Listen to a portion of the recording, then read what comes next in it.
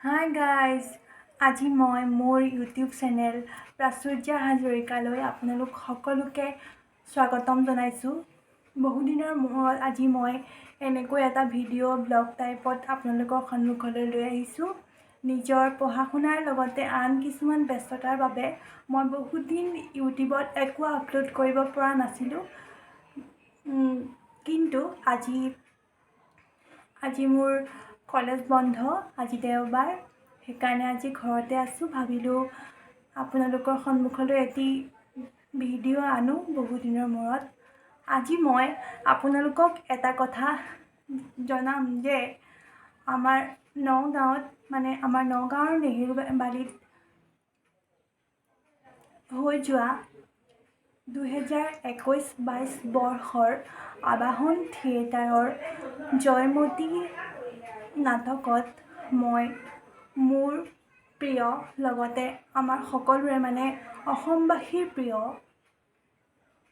অভিনেত্ৰী প্ৰস্তুতি পৰাশৰ বাক মই সাক্ষাতত লগ পাইছিলোঁ। সঁচাই তেওঁ মোৰ খুবেই প্ৰিয়, তেওঁ অভিনয় মোৰ খুবেই প্ৰিয়। তেওঁ এই অভিনয় দুৰ্দান্ত, তেওঁৰ এই অভিনয়ে মোৰ হৃদয়ত সঁচাকৈ সাঁচ বহুৱাইছে। তাকে মোৰ আৰু 13 ফেব্ৰুৱাৰীৰ দিনা আমাৰ নগাঁৱৰ নেহেৰুবালিত আবাহন থিয়েটাৰৰ গোষ্ঠীয়ে জয়মতী নাটকখন মঞ্চস্থ কৰিছিল আমাৰ সকলোৰে সন্মুখত। সেই জয়মতী নাটকখন হৈছে ৰূপকোঁৱৰ জ্যোতিপ্ৰসাদ আগৰৱালাদেৱে ৰচনা কৰা এখন নাটক। এই নাটকৰ কাহিনীটো পৰিকল্পিত নহয়, এটি জীয়া কাহিনী, এটি সঁচা কাহিনী। এই কাহিনীটোৱে আমাক জ্ঞানো দিয়ে। সেই কাহিনীটি প্ৰস্তুতি বাৰ লগতে আবাহন থিয়েটাৰৰ আন কলা কৌশলীৰ লগতে অভিনেতা অভিনেত্ৰীসকলে আমাৰ সন্মুখত মঞ্চস্থ কৰিছিল। আৰু সেইদিনা মই জয়মতী নাটক শেষ হোৱাৰ পাছত মই মোৰ অতিকৈ প্ৰিয় অভিনেত্ৰী প্ৰস্তুতি পৰাশৰ বাক লগ পাইছিলোঁ। প্ৰস্তুতি বাৰ লগত কথা পাতি মোৰ সঁচাই ভাল লাগিল বহুত। তেওঁ যিহেতু মোৰ খুবেই প্ৰিয়। ভাবকচোন, আপুনি যদি এগৰাকী অভিনেতা বা অভিনেত্ৰীক ওচৰৰ পৰা লগ পায় আৰু সেইগৰাকী অভিনেত্ৰী যদি আপোনাৰ অতিকৈ প্ৰিয় হয় আৰু সেইগৰাকী অভিনেত্ৰীক আপুনি লগ পালে আপোনাৰ মনটো কিমান ভাল লাগিব পাৰে। সেয়ে মই জয়মতী নাটকৰ দিনা প্ৰস্তুতি বাক লগ পালোঁ আৰু যোৱা 18 ফেব্ৰুৱাৰীত আমাৰ নগাঁৱৰ ননৈত আকৌ সেই আবাহন থিয়েটাৰৰ সমূহ কলা কৌশলীয়ে আমাৰ সন্মুখত আকৌ আবাহন থিয়েটাৰ আনিলে। আৰু সেইদিনা আছিল মধুবালা নাটকখন। সেই মধুবালা নাটকৰ দিনাও মই প্ৰস্তুতি বাক ওচৰৰ পৰা লগ পালোঁ। সঁচাই মই বহুত আনন্দিত হৈছোঁ প্ৰস্তুতি বাক এনেকৈ লগ পাই। ভবা নাছিলোঁ যে মই এনেকৈ প্ৰস্তুতি বা মোৰ সদায় প্ৰিয়, কিন্তু এনেকৈ যে মই বাক ওচৰৰ পৰা ইমান ধুনীয়াকৈ লগ পাম মই কেতিয়াও ভবাই নাই। কিন্তু মোৰ সেই আশাটো পূৰণ হ'ল। তাকে মই আজি আপোনালোকক দেখাম আবাহন থিয়েটাৰৰ কিছু অংশ আৰু প্ৰস্তুতি বাক লগ পাই মোৰ কেনেকুৱা লাগিল। ইতিমধ্যে মই আপোনালোকৰ সন্মুখত ব্যক্ত কৰিছোঁৱেই প্ৰস্তুতি বাৰে মোক কি ক'লে আৰু আবাহন থিয়েটাৰৰ মধুবালা নাটক আৰু জয়মতী নাটকৰ কিছু অংশ লৈ আজি এই ভিডিঅ'টো মই প্ৰস্তুত কৰিছোঁ। তাকে ভিডিঅ'টো যাতে শেষলৈকে চাই তাকে মই আশা ৰাখিলোঁ। আৰু মোক যাতে এনেকৈ ব্লগ বনাই থাকিবলৈ বা আপোনালোকৰ সন্মুখলৈ নতুন সৃষ্টি লৈ আহিবলৈ সহায় কৰে, আশীৰ্বাদ কৰে, সাহস দিয়ে, তাৰে কামনা কৰিলোঁ। ভিডিঅ'টো স্কিপ নকৰাকৈ মোৰ লগত ভিডিঅ'টো শেষলৈকে চাই থাকিব।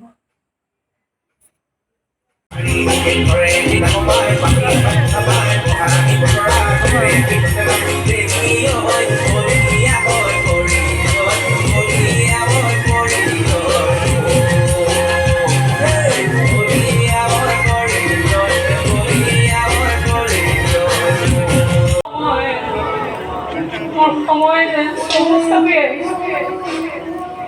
কথাবোৰ কোনোবাই শুনিছেনে ইতিহাস কলেতেই থাকিব অসমীয়া বছৰে বছৰে ল'ৰা পূজা আহিয়েই থাকিব লালক ফুলৰ ৰাজনীতি চলিয়েই থাকিব কিন্তু জাগিব লাগিব তহঁত জাগিব লাগিব ৰাইজে প্ৰজাৰ ভুল আঙুলিয়াই দিয়াৰ সাহস দেখুৱাব লাগিব ৰাইজে স্বাৰ্থপৰ ক্ষমতালোভীৰ ৰজা সিংহাসনৰ পৰা ওপৰাই পেলাব লাগিব ৰাইজে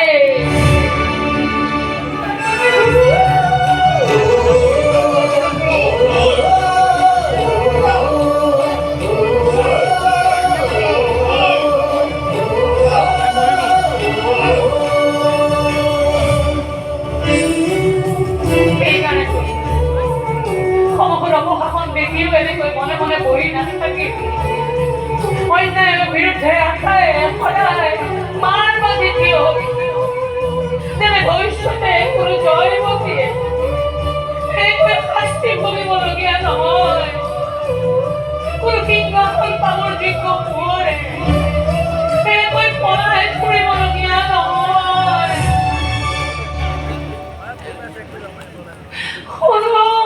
অসমীয়া কাতৰ মিনতি চলাইছো তহঁতক কাতৰ মিনতি জেৰেঙাৰ পৰা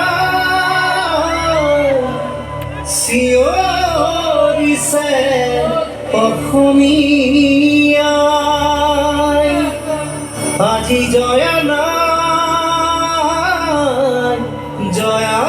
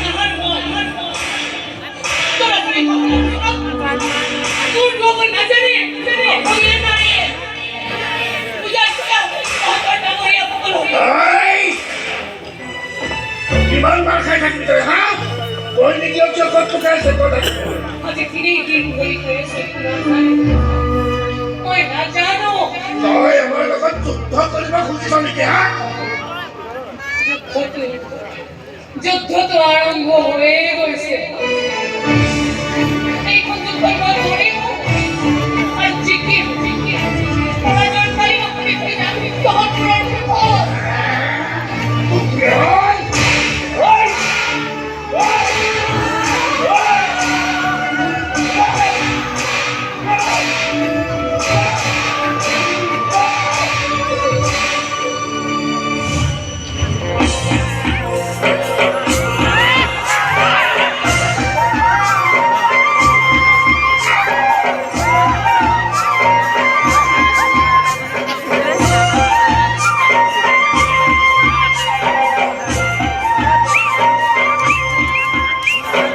ফালে বেছি কৰি দিয়ে তোমাৰ ভিতৰত এনেকুৱা কিছুমান শক্তি আছে যিবোৰ আমাৰ ভিতৰত নাই গম পাইছা বি ষ্ট্ৰং অলৱেজ দেই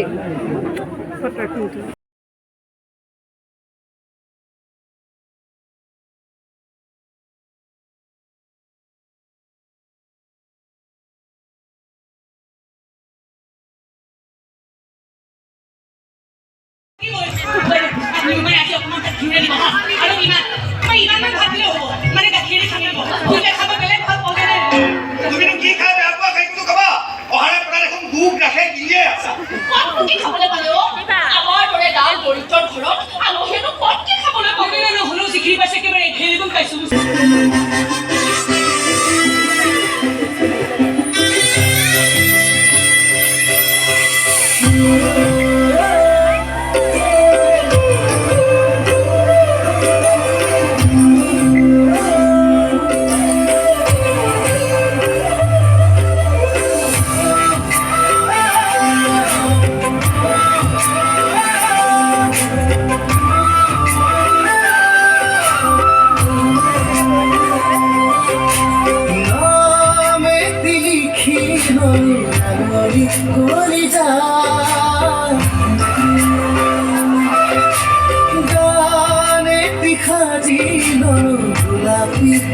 তৰিছা নামে লিখি ললো ৰাগনি কলিজা গানে সাজি ললো ৰাতি তৰিছা ইয়াতে সপোনৰ ঘৰ এখনি সাজিয়া বুকুতে মৰমৰ নৈ এখনি বোৱালা ইয়াতে সপোনৰ ঘৰ এখনি সাজিয়া বুকুতে মৰমৰ নৈ এখনি বোৱালা মনতে সাঁচি থোৱা কথাবোৰ পাগল প্ৰিয়া পাগল প্ৰিয়া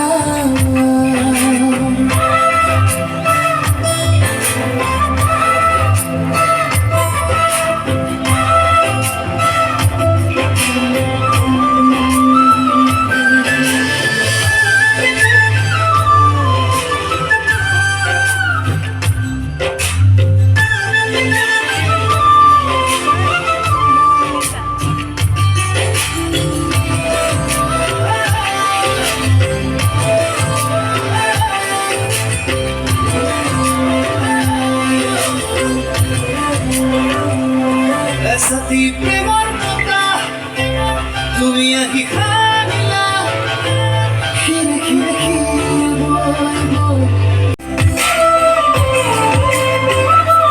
এসাথী পখিলা তোমাতে বলিয়া উড়ি উড়ি গীতি জুড়ি কয় তোমার কথা ইয়াতে সপোনৰ ঘৰ এখনি সাজিয়া বুকুতে মৰমৰ নৈ এখনি বোৱালা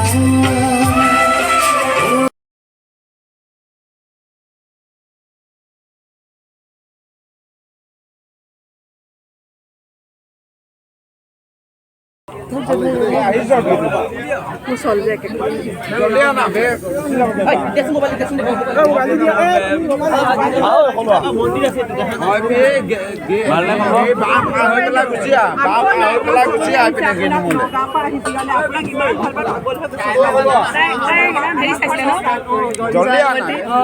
আজি কিনিব লাগিলে বহুত ভাল লাগিলে ইমান বেছি প্ৰিয়